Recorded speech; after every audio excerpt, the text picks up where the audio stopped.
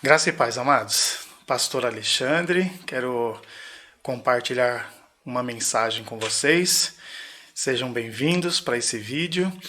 Quero falar com vocês um texto da palavra de 1 Samuel capítulo 1. É a história de Ana, acho que a maioria das pessoas conhece. E a pastora pregou sobre Samuel esses dias na igreja e eu me lembrei que eu tinha separado uns versículos para mim falar também, mas especificamente sobre a história de Ana. E lembrei disso, quero compartilhar com vocês, tá bom?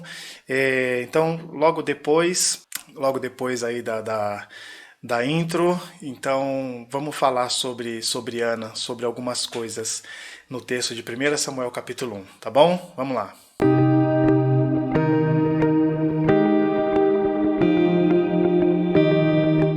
Bom, mas antes da gente ir direto para o texto, se inscreve no canal, meu querido, deixa aí o seu like, comenta, compartilha, ativa o sino de notificação para você ser notificado sempre que eu postar um vídeo aqui, tá bom? Ajuda o canal e bora lá, vamos lá anunciar o reino, anunciar a palavra do Senhor, tá bom?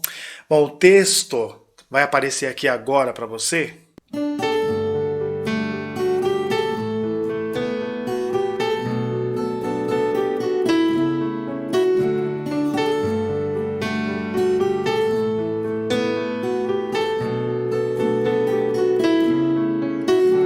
Se o céu escurecer. 1 Samuel capítulo 1, versículo 4, 5 e 6, ele fala sobre Ana e Penina, que era outra esposa de um homem chamado Eucana. Então o que acontece? Diz lá nesses versículos que Eucana dava uma porção dupla para Ana do alimento. E também diz lá que todas as vezes que eles subiam para adorar lá em Siló, né, o sacerdote Eli com seus filhos Ofni e Finéias que estavam dirigindo, né, conduzindo o povo na vida espiritual, eles subiam para Siló para adorar. Quando chegava esse tempo, eles iam para Siló. Lá diz o texto que a Penina, que era outra mulher de Eucana, que tinha filhos e filhas, e Ana era estéril, ela não tinha filhos.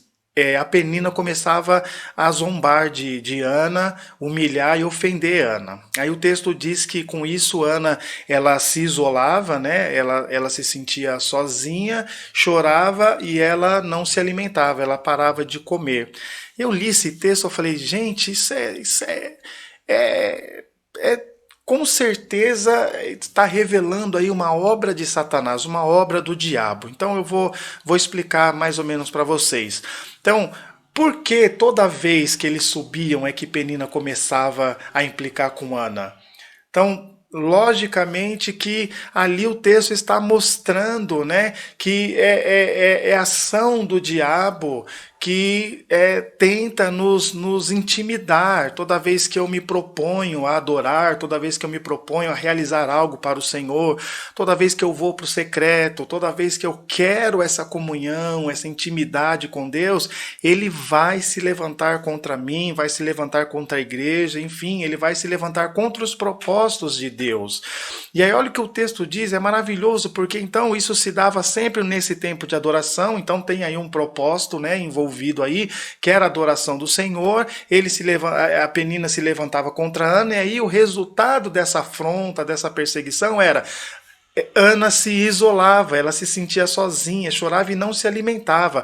Olha que interessante. Então, o diabo, com a sua perseguição, ele tenta isolar a gente do propósito de Deus, isolar a gente do corpo.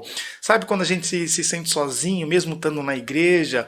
Ou mesmo quando a gente acha que a gente não precisa de ninguém? Ou quando ou quando a gente acha que as coisas na igreja não são do jeito que a gente gostaria, de alguma maneira a gente se sente isolado, ou se sentindo melhor do que esse ou aquele, ou se sentindo inferior, enfim, seja como for, mas isso nos torna isolados, nos isola, nos deixa solitário no corpo. Isso é ação do diabo. Por quê? Porque o corpo são todos formando um só, a igreja do Senhor, formando o corpo de Cristo. Então eu não sou um indivíduo que Deus me chamou para realizar uma obra. Não, eu sou o corpo de Cristo, que eu, mais o meu irmão, mais o meu pastor, mais o meu... Enfim, todos na igreja formam a noiva do Cordeiro, o corpo de Cristo, a igreja do Senhor. Então a ação do diabo para tentar me isolar é para que eu não receba o que está proposto para Deus quando eu tomo essa decisão da adoração. E o que é que me está proposto? Ana deixava de se alimentar, não é isso que o texto diz? Ana deixava de se alimentar. O que Eucana dava para Ana quando chegava esse tempo da adoração? Porção dupla da refeição, porque a amava.